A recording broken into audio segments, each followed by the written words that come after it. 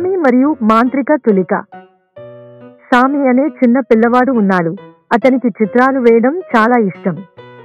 అతను ప్రతిరోజు గంటల పాటు జంతువులు, చెట్లు మరియు తన కలలలో ఊహించిన ప్రతి వస్తువును స్కెచ్ చేస్తూ ఉండేవాడు. ఒక మధ్యాహ్నం అడవిలో నడుస్తూ ఉంటే ఒక పాత తులిక పెయింట్ బ్రష్ ఒక చెట్టు దగ్గర పడి ఉండటం చూశాడు. అది సాధారణంగానే కనిపించింది, కానీ సామి దాన్ని ఎత్తగానే ఏదో మాంత్రికం జరిగింది. సామి ఆ తులికతో చిత్రాలు వేయడం ప్రారంభించగానే వాటికి ప్రాణం వచ్చేసింది.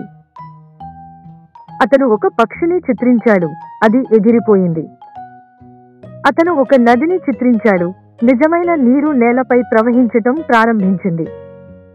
ఆనందంతో సామి గ్రామానికి తిరిగి పరిగెత్తాడు మరియు పూలు, జంతువులు మరియు ఆకాశంలో పెద్ద రంగులైన ఇంద్రధనుస్సును చిత్రించడం ప్రారంభించాడు.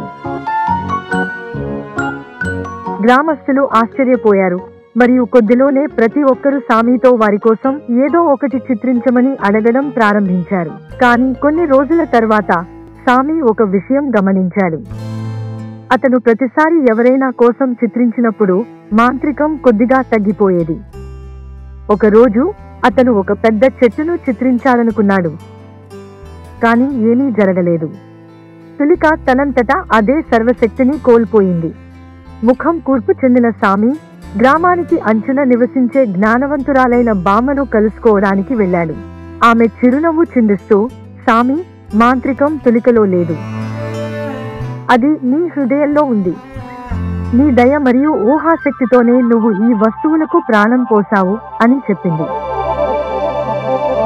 ఈ కొత్త అర్థంతో సామి మళ్లీ చిత్రాలు వేయడం ప్రారంభించాడు. మాంత్రికం కోసం కాదు, కానీ అతనికి కళ అందించడం అంటే ఇష్టం కాబట్టి.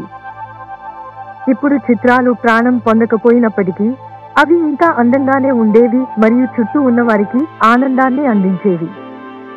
పాఠం: నిజమైన మాంత్రికం మనలోనే ఉంటుంది, మనం ఉపయోగించే సాధనాలలో కాదు.